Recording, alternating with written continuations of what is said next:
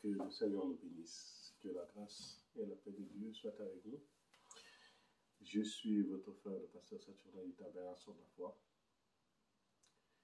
Que la grâce et la paix de Dieu soient avec nous. Nous allons aujourd'hui continuer notre étude biblique.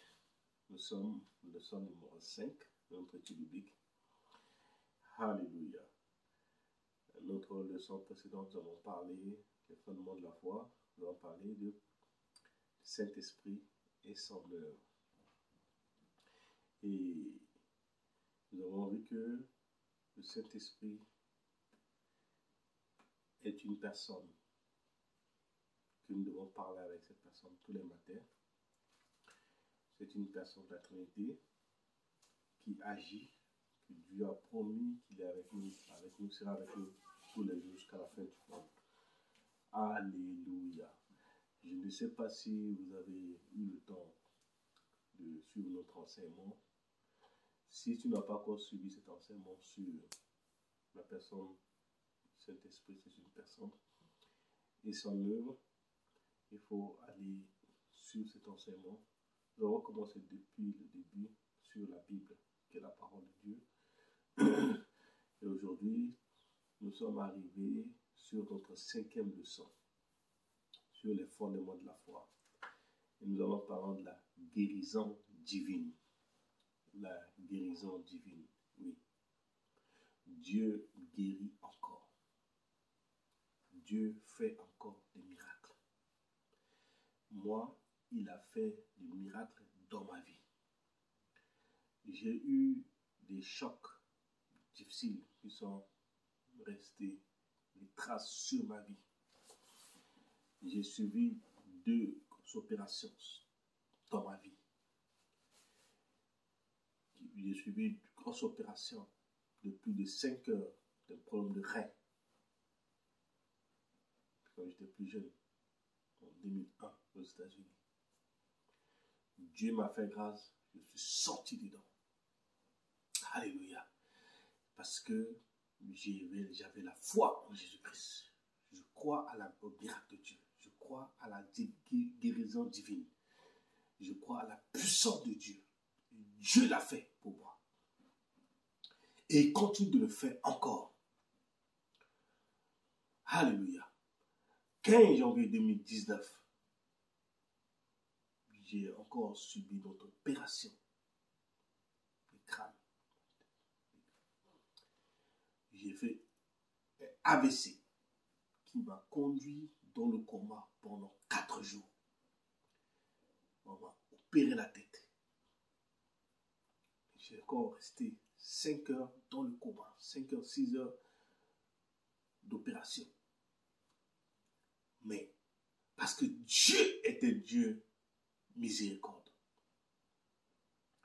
qui m'a prévenu par le Saint-Esprit, que j'ai prié et je lui ai confié ma vie. Quand l'attaque est arrivée, j'ai fait l'AVC, accident vasculaire cérébral, qui m'a conduit dans le coma, qui m'a amené dans le coma. Dieu était là. C'est là qu'on appelle la guérison divine. J'ai été guéri.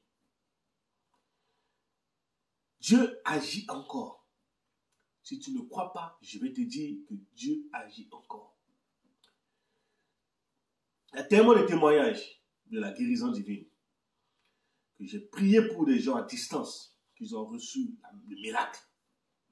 Dans le coma, ils sont sortis de leur coma. J'ai prié pour des gens par la foi. La guérison divine, Dieu agit. Mon jeune frère qui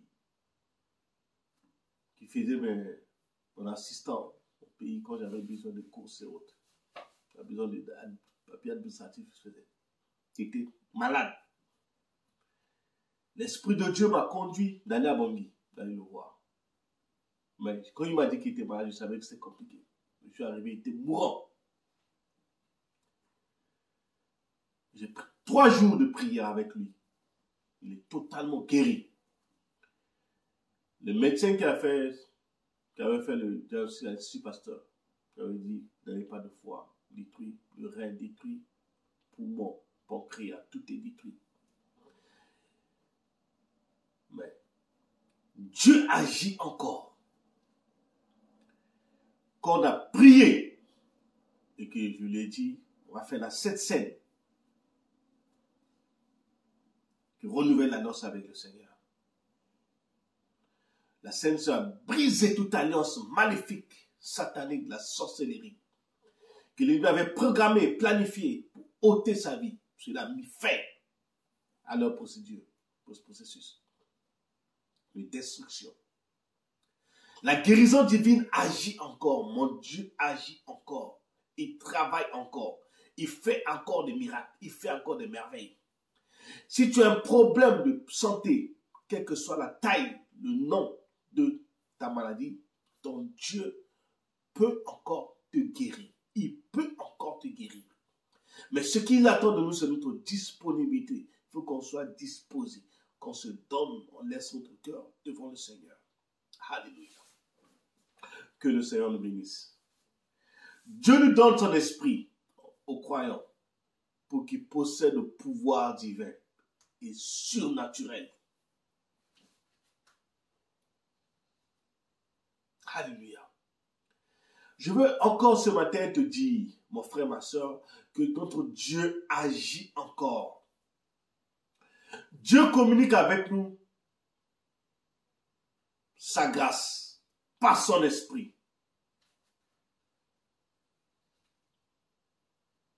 Nous qui prions en esprit, ceux qui cherchent la voix de Dieu, ceux qui approchent de Dieu, vont recevoir, sont sensibles à la voix de Dieu. Dieu nous réveille, Dieu nous parle, Dieu nous enseigne. Moi, j'étais profondément dans le sommeil.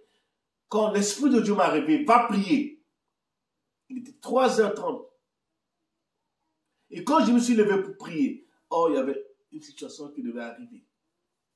Le Saint-Esprit est sensible quand on est disposé à entendre sa voix, quand on est disposé à l'écouter, quand on est disposé. Il va toujours t'épargner d'une situation.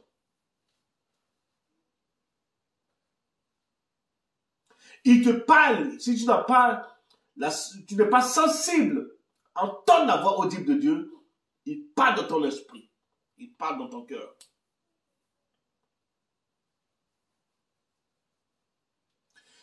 Le Saint-Esprit nous conduit de fois à prier pour des choses qu'on ne comprend même pas. On n'a même pas une idée de pourquoi nous prions pour cela. Mais c'est parce que c'est le Saint-Esprit qui nous conduit. Quand nous sommes attachés à l'Esprit de Dieu, le Saint-Esprit nous conduit dans la prière. Il nous demande de prier pour des gens. Il y a des noms qui viennent dans ton esprit. Tu pries pour ces noms parce qu'il y a quelqu'un qui est malade. Nous négligeons le Saint-Esprit. Nous négligeons la puissance de Dieu. Nous négligeons la main de Dieu. Nous négligeons l'Esprit de Dieu qui est en nous, que Dieu nous a promis qu'il sera avec nous tous les jours jusqu'à la fin du monde. Pourquoi nous devons négliger l'Esprit de Dieu? Alléluia. Pourquoi? Pourquoi?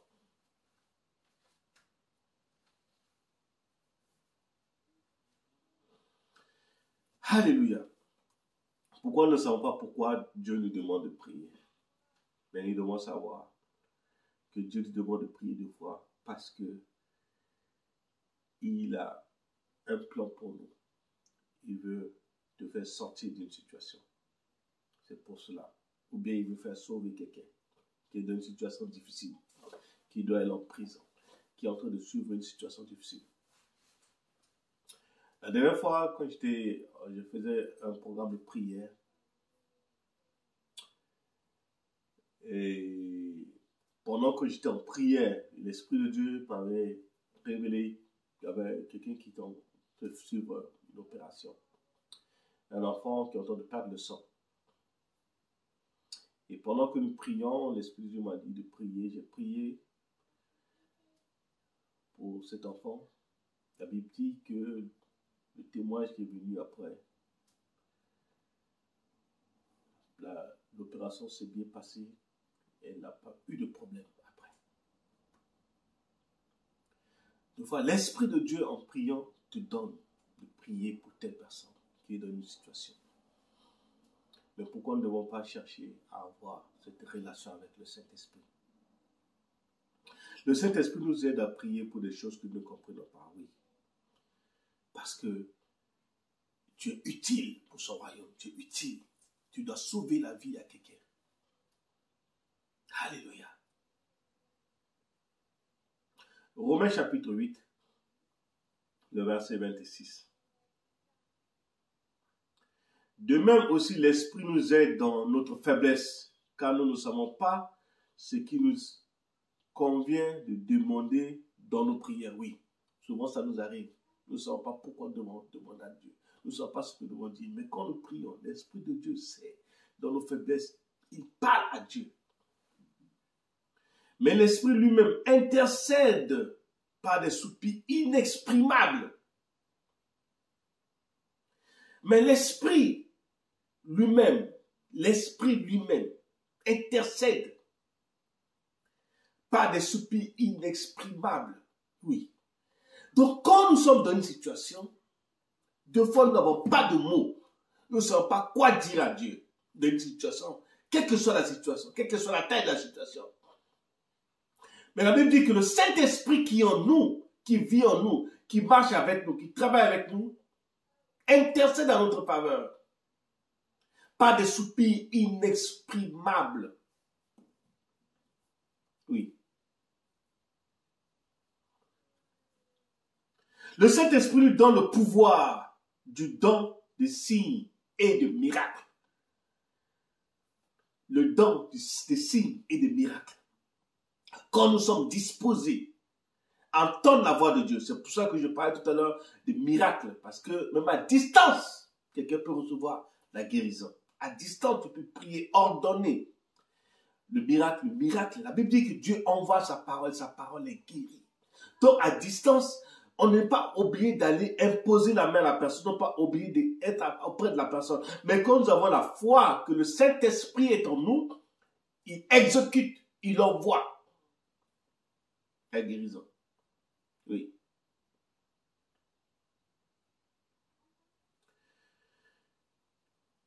Les croyants reçoivent le Saint-Esprit par l'imposition des mains. Oui, en le demandant. Quand tu demandes au Saint-Esprit ce que ton cœur désire, il nous donne.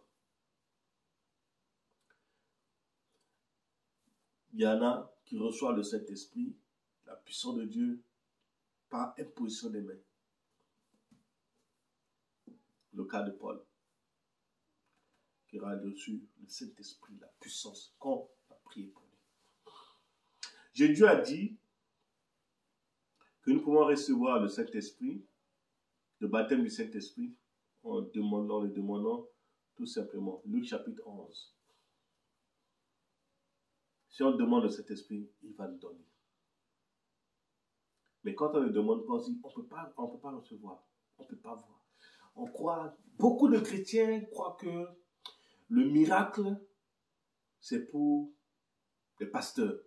Le miracle, c'est pour des prophètes. Non. Si tu crois à ton Dieu, tu connais la parole de Dieu, tu sais que le Saint-Esprit est en toi. Il vit en toi. Si Dieu veut te parler, il te parle d'abord à toi. Mais non, si Dieu va parler à quelqu'un d'autre, la personne va venir juste confirmer ce que Dieu t'a déjà dit.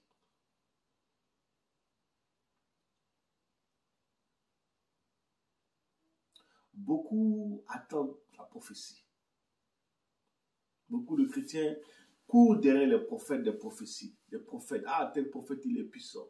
Non, il n'est pas puissant. C'est Dieu qui est puissant. C'est Dieu qui est puissant. Il n'est pas puissant. C'est un homme avec beaucoup de manquements, de lacunes. Nous sommes tous avec beaucoup de faiblesses, de lacunes, de manquements. Mais je veux que toi-même, tu cherches ton Dieu à toi. Il faut que tu aies ton Dieu. Que quand Dieu veut, quand tu as un problème, ton Dieu te parle. Le prophète, il a son Dieu. C'est le même Dieu, mais il faut que tu dis, ton Dieu là, c'est mon Dieu. Mais il faut, pour que tu aies ton Dieu là, il faut que tu aies cette relation avec ton Dieu. Alléluia. Il faut que tu aies cette relation avec ton Dieu. Pour ne pas que quelqu'un va passer par là pour te détourner par des fausses doctrines.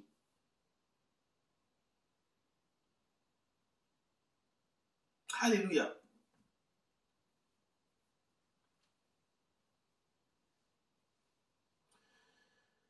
Luc chapitre 11,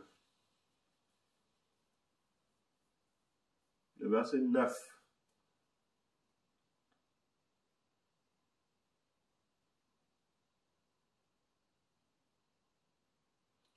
Et moi, je vous dis, demandez et l'on vous donnera. Cherchez et vous trouverez.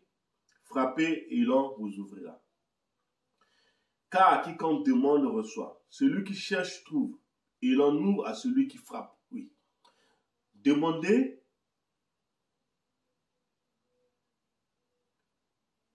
L'on vous donnera. Si tu veux le Saint-Esprit. Si tu veux des dons.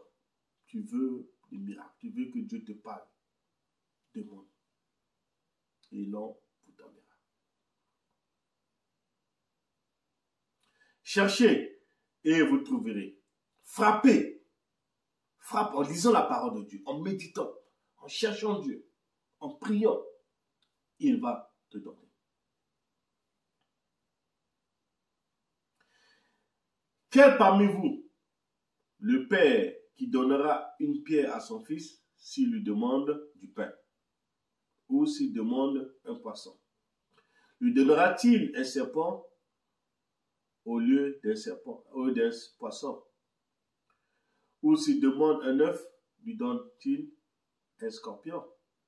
Si donc méchant comme vous l'êtes, vous savez donner de bonnes choses à vos enfants, à combien plus forte raison le Père Céleste donnera-t-il le Saint-Esprit à ceux qui le lui demandent?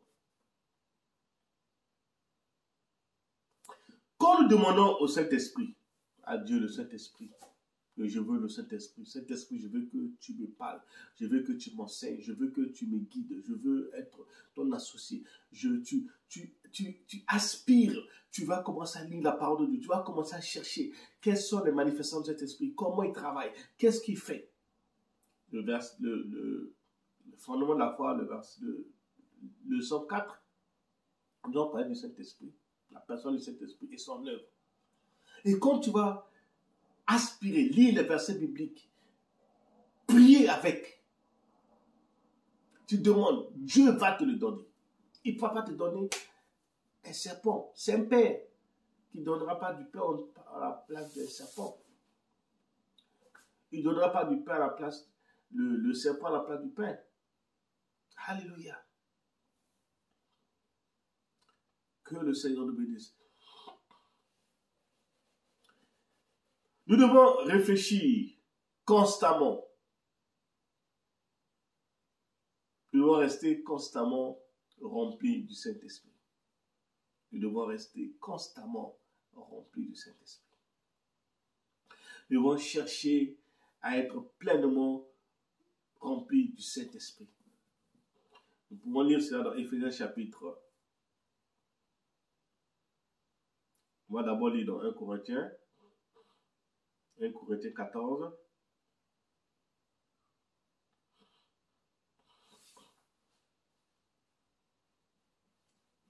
« 14 à 15. Je vais lire la parole du Seigneur. Car si je prie en langue, mon esprit est en prière, mais mon intelligence demeure stérile. » C'est pour cela qu'il est important de prier en langue. Que faire donc? Je prierai par l'esprit, mais je prierai aussi avec intelligence. Je chanterai par l'esprit, mais je chanterai aussi avec intelligence. Donc, il est important pour nous de prier aussi en intelligence et en esprit. Et quand tu pries en esprit, ton intelligence demeure stérile. Et c'est l'esprit qui communique en esprit. Même le diable ne peut pas écouter ce que tu dis à Dieu. C'est pour ça qu'il est important de beaucoup prier en langue, en esprit. Parce que nous oublions une chose. Nos prières quittent la terre pour aller au ciel. Au deuxième ciel, il y a le royaume de Satan et ses agents. Donc tes prières quittent là pour partir. Quand tu ne pries pas avec force et puissance, tu n'as pas l'onction, la puissance de Dieu, l'ennemi peut bloquer tes prières, peut empêcher tes prières d'arriver au ciel. Nous avons vu le cas de Daniel. Quand il a pris le temps de jeûne 21 jours, il n'avait pas dit qu'il devait prendre 21 jours de jeûne. Le premier jour, la Bible dit que le premier jour qu'il a commencé à prier, Dieu a envoyé un ange pour lui apporter la solution à sa prière. Mais il a été bloqué au deuxième ciel. Nous oublions que le diable et ses agents sont au deuxième ciel. C'est pour cela que nous devons aspirer au don, avoir la puissance de cet esprit, parler plus en langue quand nous devons prier. Quand quelque chose ne va pas, commence à intercéder en anglais. Shakabakoro mashekere makarabashoko. Iribababa shakaramakoro mashekere makarabasheki bababa. Et l'ennemi ne pourra même pas entendre ce que tu dis à Dieu. Alléluia. Alléluia. Nous pouvons et devions prier tous les jours dans le Saint-Esprit. Même quand tu es dans ta voiture, prie avec le Saint-Esprit. Quand tu dois manger, invite le Saint-Esprit à manger avec toi. Sous la douche, invite le Saint-Esprit, prie avec lui en esprit. Le Saint-Esprit est disponible, il est sensible. Quand nous avons une alliance avec le Saint-Esprit, il fait toujours des merveilles. Alléluia. L'étape numéro 2, non pas la guérison divine. Jéhovah Rapha, Dieu ton guérisseur. Jéhovah Rapha, Dieu ton guérisseur.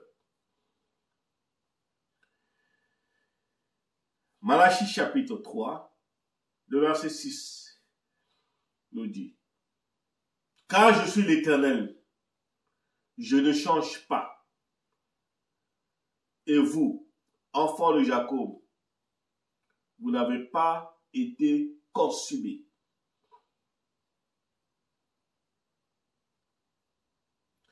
Car c'est moi, l'Éternel, je n'ai pas changé.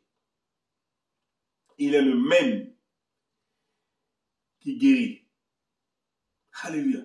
Dieu, par nature, est guérisseur, un médecin des médecins. Le désir de l'Éternel est de guérir de toutes les maladies.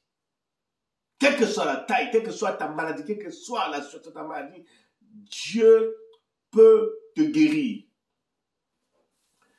Ceux qui le servent, Dieu peut te guérir. Dieu va toujours te guérir. Il ne faut pas t'inquiéter.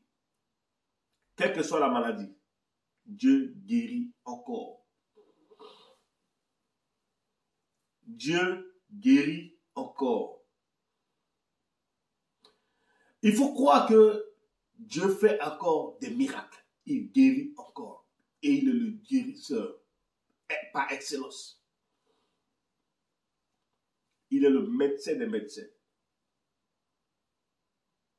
Alléluia. Il est le médecin des médecins. Exode chapitre 15, le verset 23. Alléluia. La Bible nous dit: il arrivait à Mara, mais il ne put pas boire l'eau de Mara, parce qu'elle était amère. C'est pourquoi ce lieu fut appelé Mara.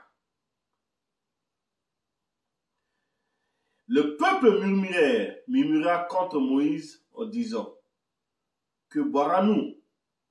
Moïse cria à l'Éternel et l'Éternel lui indiqua un bois qui jeta dans l'eau et l'eau devint douce. Ce fut là que l'Éternel donna au peuple des lois et des ordonnances, et fut là qu'il le mit à l'épreuve.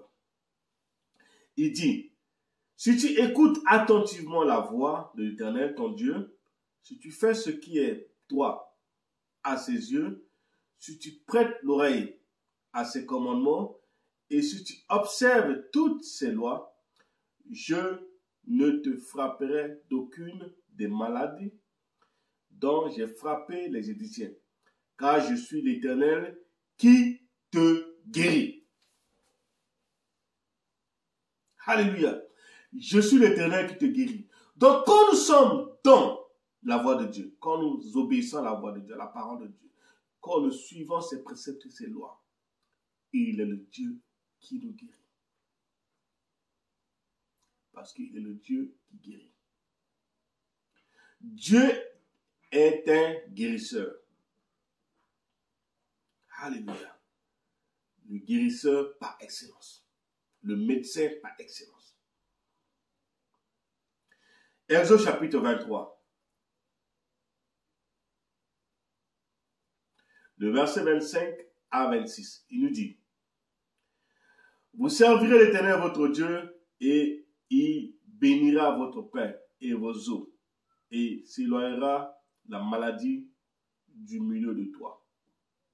Il n'y aura dans ton pays ni femme qui avorte, ni femme stérile. Il remplirait le nombre de tes jours. Alléluia. Donc, la Bible dit que Dieu, il n'y aura dans ton pays ni femme qui avorte, ni femme stérile. Donc, Dieu te fait une promesse. Si nous sommes dans la volonté de Dieu, il n'y aura pas d'une femme stérile. Dieu guérit toutes les femmes malades autour de toi. Et si tu es une femme que tu n'arrives pas à concevoir, Dieu va te guérir. Tu reçois ton miracle maintenant au nom puissant de Jésus-Christ. Que le Seigneur libère tes entrailles au nom de Jésus-Christ. Dieu guérit tout, aussi bien les corps et les âmes, que ton âme. Dieu guérit ton corps, Dieu guérit ton âme. Dieu guérit ton cœur, Dieu guérit ton âme, Dieu guérit ta pensée, Dieu guérit ton corps, Dieu guérit tout ton âme. Si tu es malade émotionnellement, Dieu te guérit. Si tu es malade spirituellement, Dieu te guérit. Si tu es malade, quelle que soit la maladie, Dieu te guérit. Psaume 103.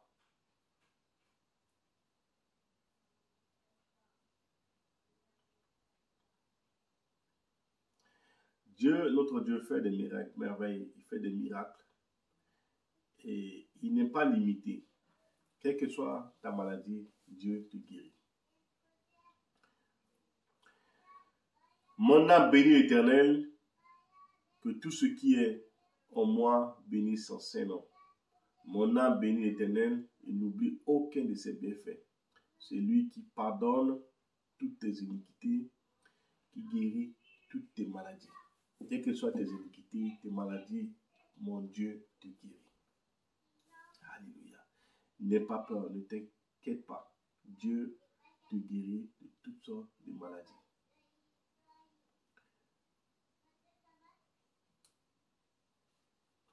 Notre Dieu a révélé par son ministère Dieu le guérisseur. Il nous a démontré de la volonté de Dieu. Parce que Jésus est Dieu fait chair. Il a traité la maladie, les malades de la façon que Dieu a fait lui-même. Il a prouvé, il guérit toutes sortes de maladies. Dieu a prouvé le désir guérisseurs de l'Éternel. La Bible dit qu'il les a tous guéris. Tous les maladies, tous les fous, tous ceux qui les malades mentaux qui se suivaient, Jésus-Christ les guérissait. Et il montre également la compassion de guérir les gens. Alléluia. Matthieu chapitre 12 nous dit, Matthieu chapitre 12,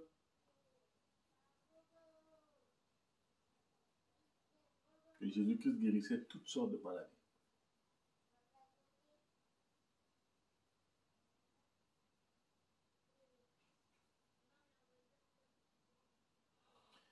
Matthieu chapitre 12, verset 14 à 15. Prenez ce verset biblique, lisons avec, prions avec, ça va vous aider à être ferme dans la foi. Les pharisiens sortirent et ils se consultèrent sur les moyens de le faire périr.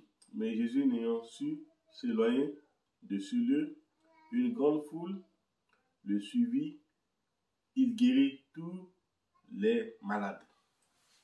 Jésus guérit tous les malades. Alléluia. Toujours le verset chapitre 15 de Matthieu. Matthieu chapitre 15, à partir du verset 30, quand il dit,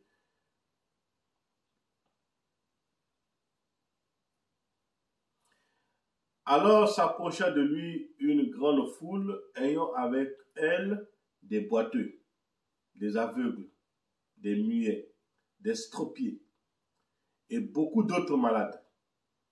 On les mit à ses pieds et il les guérit. Donc Jésus-Christ guérit encore. Le miracle de la guérison est encore possible. Alléluia. Et d'actualité. Ce n'est pas qu'on va dessiner, on va aller voir un marabout pour guérir, non. Dieu guérit encore. Et il fait encore des miracles. Alléluia. Il cherche à guérir. Oui. Matthieu chapitre 8. Quand nous lisons tous ces versets, ça te rassure que Dieu guérit. Encore. Si tu es malade dans ton corps, dis Dieu guérit. Jésus guérissait toutes sortes de maladies. Il n'est pas limité par une maladie. Le verset 13 nous dit, puis Jésus dit au centenier, va, qu'il te soit fait selon ta foi. Et à l'heure même, le serviteur fut guéri. Donc la guérison est attachée à la foi. Si tu as la foi, ta guérison suit. Si tu es malade d'une situation, que tu veux la guérison, il faut croire, il faut avoir la foi. Alléluia.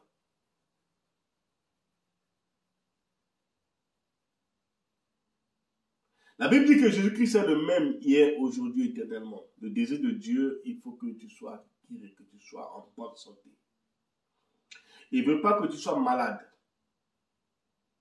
C'est pour ça qu'il est important de chercher la volonté de Dieu, de rester dans le plan initial de Dieu.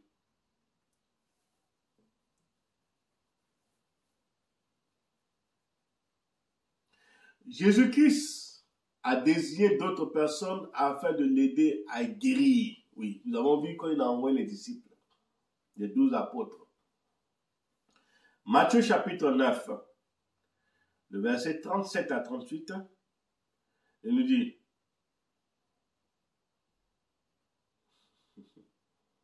alors il dit à ses disciples, la moisson est grande, mais il y a peu d'ouvriers. Priez donc le maître de la moisson d'envoyer les ouvriers dans sa maison, dans sa moisson. Jésus veut que tu sois également utile pour son royaume.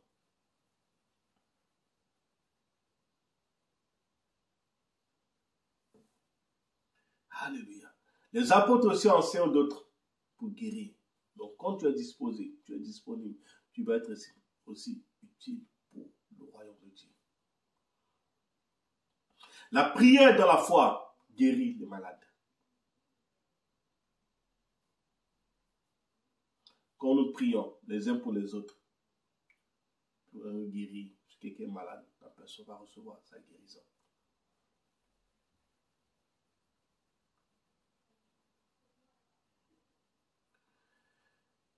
Jésus-Christ est le même hier, aujourd'hui, éternellement.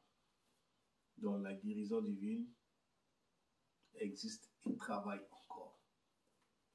La guérison divine fait partie de l'œuvre de rédemption de Christ. La guérison divine fait partie de l'œuvre de rédemption de Christ. Le prophète Isaïe avait prophétisé la guérison physique et spirituelle par Jésus-Christ.